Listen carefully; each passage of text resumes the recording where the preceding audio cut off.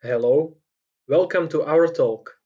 We are glad to be able to present our work despite the situation. Our work is about hiding information in music composition. We will try to skip most of the musical theory and explain only the theory that is necessary to understand our work. My name is Pavel Sobota.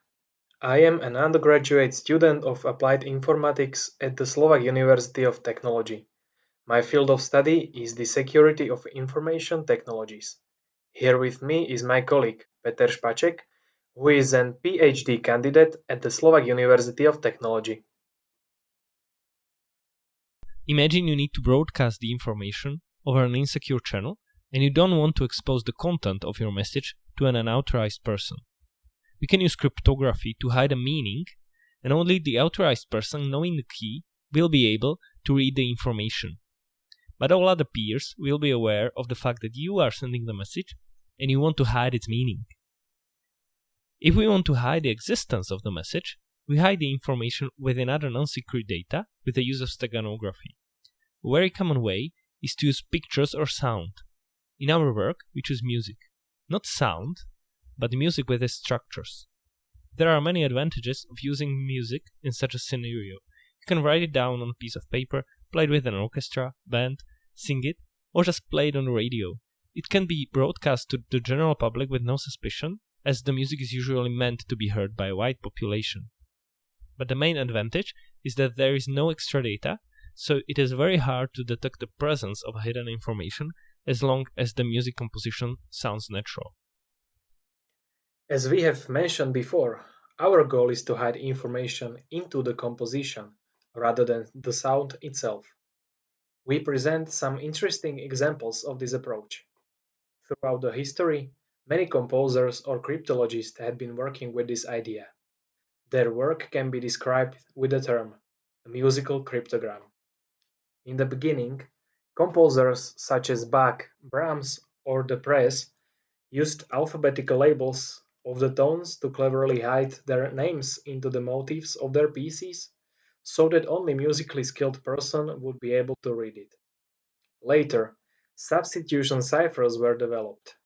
Usually, one letter was substituted into one musical note.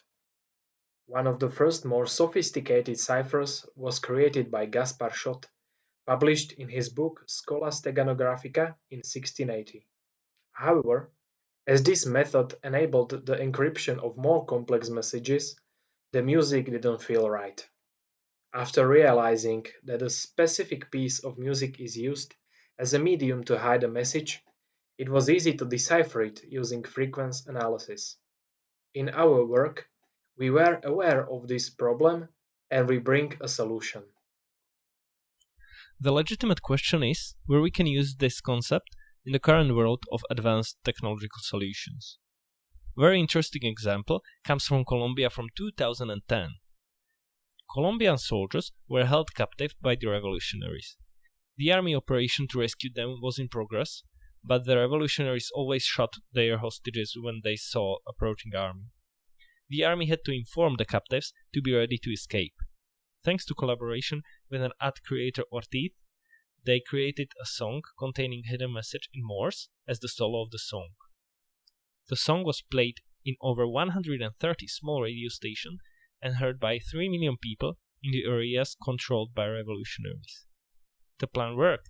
The hostages heard the message, but it was hidden by the revolutionaries, who were not able to recognize Morse code in the song. However, our system is much better because we hide information directly into music, and there is no danger of disclosure by somebody who could notice strange clicking sound in the song. Our system may be used anywhere where you need to get the information to the spies hidden among the general public, and only they will know that the message was sent and what is its meaning. The field of study that explains how music should be composed to sound good is called music psychology. It tells us which rules should be followed and which areas of music offer more variability for composers' own ideas. Our Western music is usually in one key and it follows some chord progression defined by finite set of chords in the same key. The music is constructed into sentences called phrases that develop the composer's idea. Mostly, they have the same length and are divided into smaller units called measures. The individuality of each song is carried by its melody and rhythm. The aesthetic feel in music can be achieved by repeating some patterns, using special notes in special places, or accompanying the melody with a bass line. All of these aspects of music composition can be automated. Some may be even created using random decisions. If we replace the random with our input, we can store the information in the composition. Here, you can see an example what parts of a particular period can be composed using random decisions and what parts had to be strictly determined. Notes labeled with the red color were chosen using automatization processes, but only partially based on the input. Blue notes were completely generated based on the input with the biggest variability of choice. We chose this schema as an easy example of the rules according to which the composition sounds pleasing. As we have already shown, we had several goals that we needed to achieve. We needed to hide the content of the message and have the random-like data to make random-looking decisions in the composition of music. This directly leads to our two-component system design. The crypto module is responsible for hiding the meaning of the message. We use base32 encoding and AES-128 that gives us all we need. The encryptor outputs random-looking data which serve as an input to the Stegano module. This module is a music composition module. It takes a high entropy data, and with a chain of decisions, it creates the MIDI file. The MIDI format can be represented by a sheet music or a simple recording. So what is the magic behind? We use three basic musical principles: rhythm, harmony, and melody to store the data.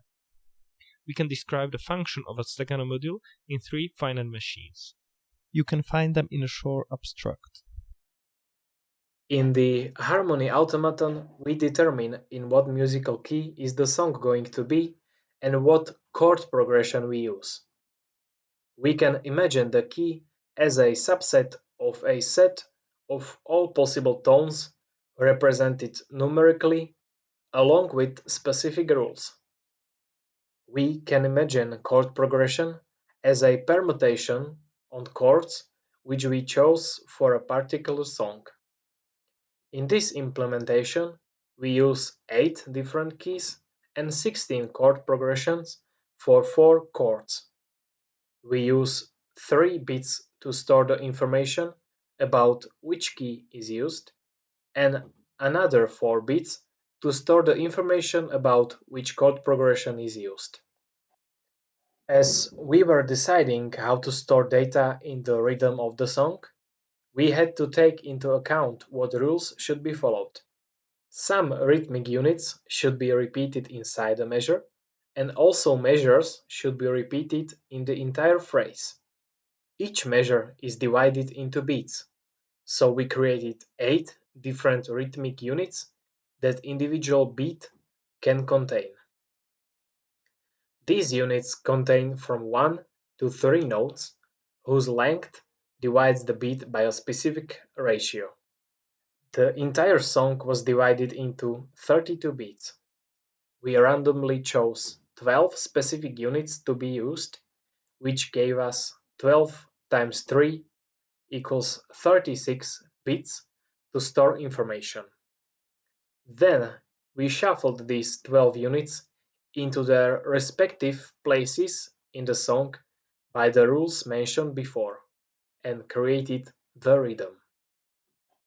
While creating a melody, we imagined it as a sequence of tones where each tone has some relative distance from the previous one.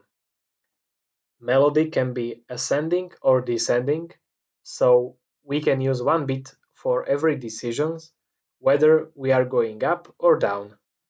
The distance between tones can be step or a leap. A step is the distance of one in the subset of a musical key, and a leap is the distance of two and more. We can use one additional bit for a step and 2 bits for a leap. As we have already mentioned, some special tones had to be used in special places, and some measures had to be repeated.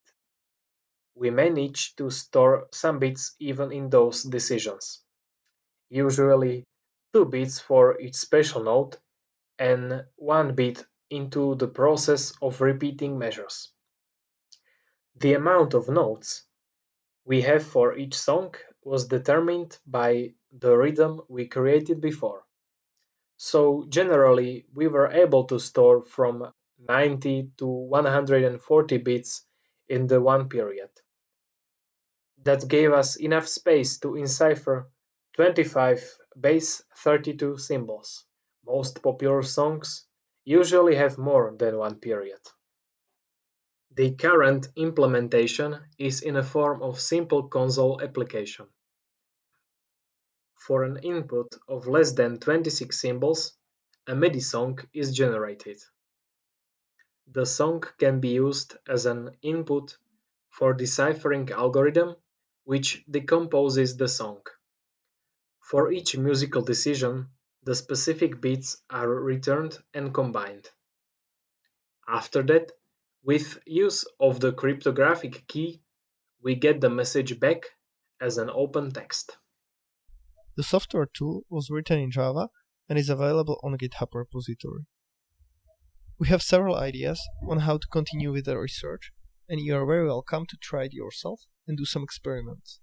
Maybe you have some interesting ideas that can help us to get better ratio of store data and a more natural sounding composition. There are many possible ways to continue the research. Among these, we consider exploring specific genres of music, different harmonies, and more complicated music structures.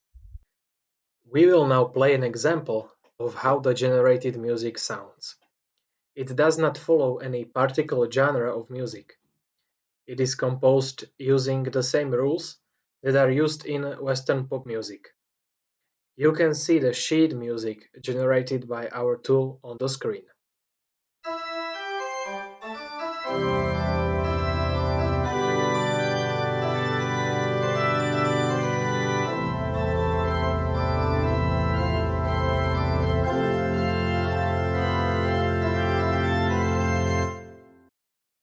To put our work to the test, we drew inspiration from the Turing test. Our goal was to create artificial music which contains hidden information, but would be unrecognizable from a real man-created music.